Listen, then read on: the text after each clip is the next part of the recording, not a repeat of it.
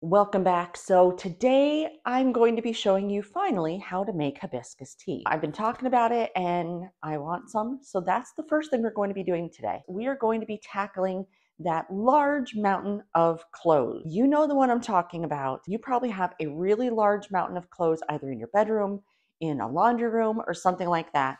We're going to start very slowly chipping away at that. And it's not going to completely get done today, but we will put that habit into place. The last thing we're going to do is we're going to make the bed. I'll tell you how I do it. It's super simple, why I do it when we get there. Let's talk about that hibiscus tea first. So you're going to need, well, 2-3 things really to go make hibiscus tea. To make my hibiscus tea, the 2 things you're going to need are rosebuds and petals and hibiscus flowers. So I actually got both of these on Amazon. I love Amazon. If you want to grab the same things, then you can. I'll have links inside the description for you. You're also going to need sugar and water, and that's basically it. So I'm going to go ahead and tell you how to make it. I'll also put inside the description kind of how to make it, what the actual recipe is. I have a certain cup that I use. I usually make enough for 1 or 2 of these. And this is 12 ounces, so that'll make about 24 ounces. You can just double or triple the recipe if you want to. So let's get into it. So the first thing I'm going to do is I'm going to boil. This is 12 ounces of water because I'm going to end up having 2 glasses of this. And the way that the ratio goes is you're going to have first a certain amount of water. In this case, it's 12 ounces. We're going to have another 12 ounces that we're going to use that is going to kind of dilute this concentration that we're making. And while I'm doing that, because I have this on a quick boil, so it's not going to take long, I'm going to go ahead and get the flowers ready. Ingredients that are flowers and things like that, what we're going to do is, since I know that 12 ounces is about 1.5 cups. What I'm going to do is I'm actually going to make my flowers. I'm just going to call them flowers at this point. The flowers that I'm going to do, I'm going to put in a 1/2 cup of them. So the first thing that's going to go in is going to be the hibiscus flowers. They're bigger, so they're going to take up a lot more room. I don't really get very precise with this, honestly. I just kind of wing it and it works. And then when it comes to the rosebuds and petals, and you might be thinking, well, that's kind of weird that you're going to go and put rose buds and petals inside of your tea. Well, what I do is I do that. It just adds a little layer of complexity to it. You can't really taste a lot of rose. So all I did is just do a very small handful in there. Not much at all. Actually, I might do a little bit more because that's usually how much I put in for half of that. I'll put in just a little bit more. And there we go. That is the most complicated part of it all. Just that right there. So I'm going to get now the cold water and the sugar ready for everything to be poured in. So for the rest of the tea, I'm going to add in the second half of our water. So again, I'm putting in another 12 ounces. So if I was making this like a large amount for a large amount of people, obviously I would do this inside of a pitcher. But since it's just for me, I don't. I am making about 24 ounces worth of hibiscus tea. So as long as I have something that's larger than 24 ounces, I'm good.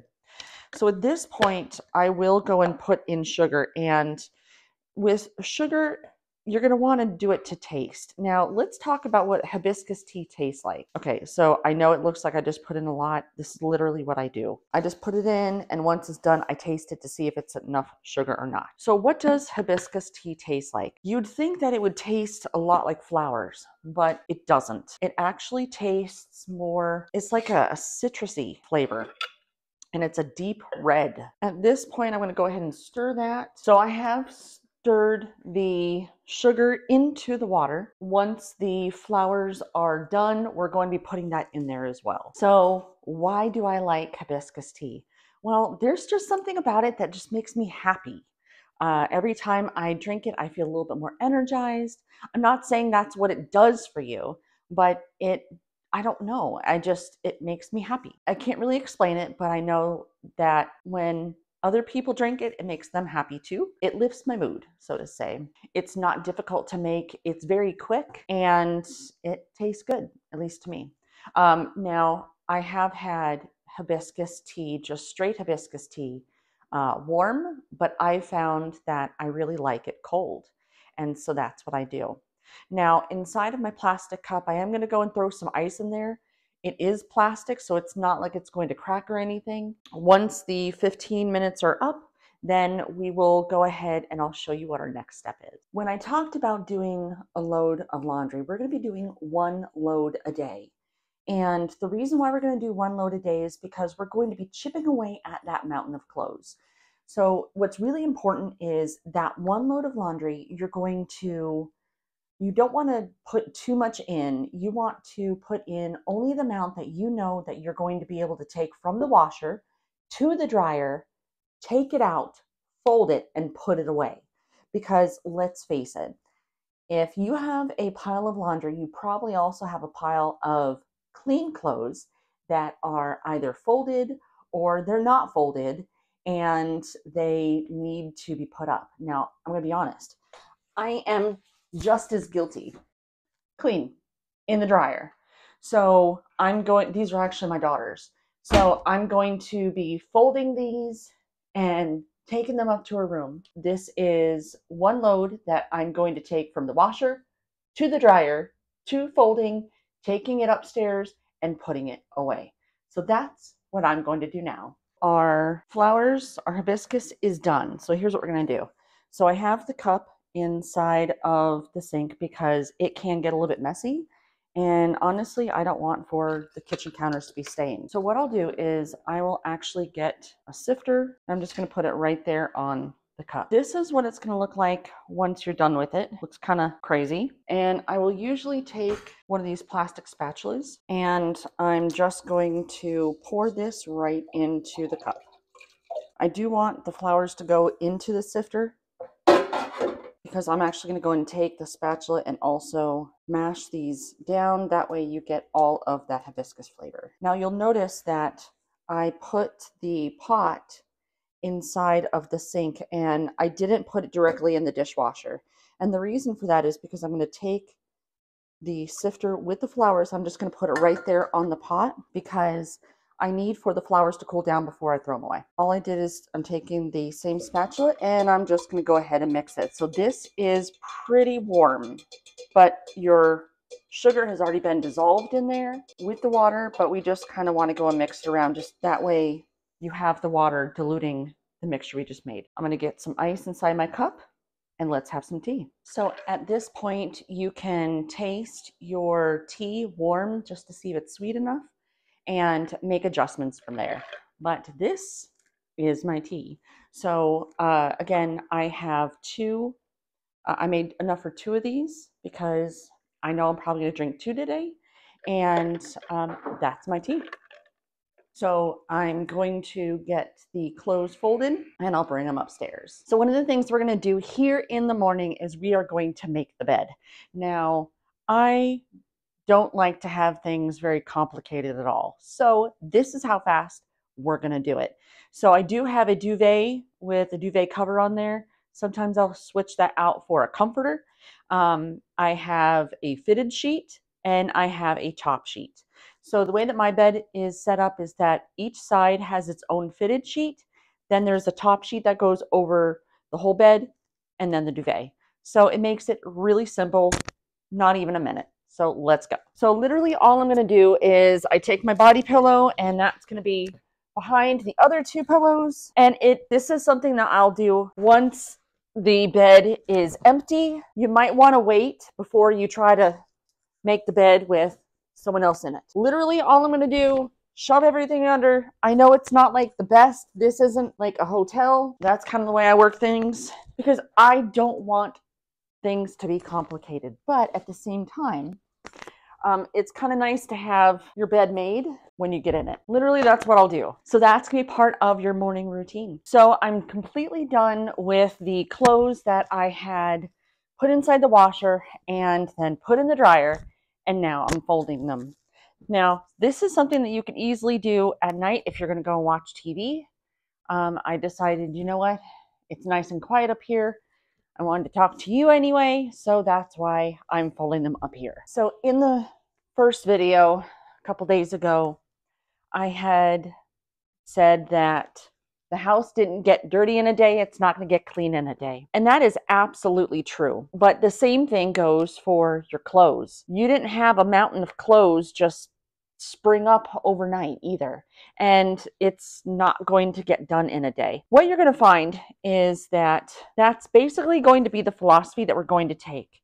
And one of the reasons why we want to do that is kind of think in terms of that is because it's actually practicing some self-love with ourselves. Because something that we do is we have a tendency, and please, if you're not like this, then I don't know, but I know I am. I have a tendency to push, try to get everything done all at once and do this great big binge clean, and it's tiring. And I find that it takes way longer to do something like that because I need to clean this and then clean that and then clean this and then clean that. It's just easier for me if I do things in bite-sized chunks. And I love lists. I am a huge list person. That's kind of what I do. I've found that it's easier to maintain if you work in daily habit. And that's kind of why we're starting some of these habits now.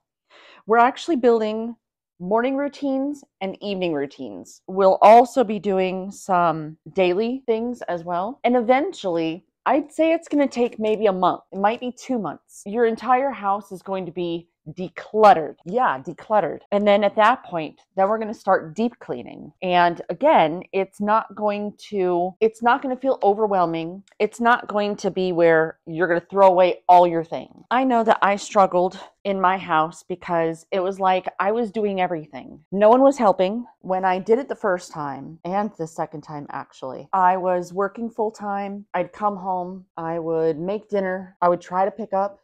If I was lucky, I would actually get the dishes done, more than likely not, and they'd be there the next day. I was just exhausted, and it's like no matter what I did, things just kept piling up and piling up and piling up, and it's not supposed to be that way. And then, of course, my husband would get, he'd get fed up, like, oh my gosh, the house is a mess. Let's do this marathon type of clean where we would spend all day, usually on a Sunday. I hated it, but it seemed always on a Sunday, and he would just up and spring it on me. But then we would bulldoze through the house, and then in another, I don't know, couple weeks, it'd be back. I found that is not something that I could do, and it's not sustainable. I understand. And the first time I did it, my kids were, I think my youngest was about 1 or 2. My older kids were 8. Yeah, they were about 8. So I know what it's like to have to work. I know what it's like to have kids, even little kids. I know what it's like to have to keep everything clean, and I know. So the pressure was on for me because honestly, I felt like a failure the first time. Like, how in the world was it that you have women in the 50s, 60s, 70s. How are people doing this? Because I couldn't do it. Like, I just mentally couldn't keep it together because I didn't understand how people with full-time jobs were able to go and keep their house clean, not have to think about what's for dinner tonight constantly. So the first time what I did is I actually searched up online 1950s housewife cleaning schedule. And that actually took me a few different places. Eventually, I found someone named Fly Lady, and I started doing her cleaning system. It was the best thing ever. And so a lot of the things that I share with you are based upon that. Honestly, it was the best thing ever. I felt finally in control of my house. I felt in control of myself. I could have people over. It was fantastic. I don't remember what stopped it. Why did I stop doing it at that point? It was years and years and years ago. I'm going to say it was probably when I moved out to Texas. Yeah, I think it's when I moved out to Texas. And then everything just went wild again. Looks like I'm pretty much done here. So what I did was things got wild. I started working out here, and it was, again, I knew even unpacking was something that I just can't barrel through. I could do like maybe a box or two a day, or maybe even a few boxes a day, but I just can't barrel through. But I started working here again. Things just started to go, a little bit crazy. And I started to feel my mental headspace kind of not being right. And I was like, you know what? It's time to do Fly Lady again. So I did. I got things together. And actually, those videos are on this channel so you can see how that went. And I ended up becoming unemployed because we had a pandemic that ran its course. And then, of course, I had to go back to work. And then I know there's some videos on here talking about what has happened, what craziness happened since then. I'll probably talk more about that another time. But I have these done. Everything is folded. So now all it's going to take is for me to put it away. So I'm actually going to end it here. And I know this one's a long one, so hopefully you enjoyed, sitting down with me and talking a little bit. And so tomorrow, what we're going to do is, I know we're still adding on to our morning and our evening routine. Don't worry, we're almost out of the woods with those. At the end, I'm actually going to do a full day of morning and evening routines. So that will be a long video, but that way you'll be able to see exactly what it's like, how long it takes me to do all of it. So I will see you all tomorrow.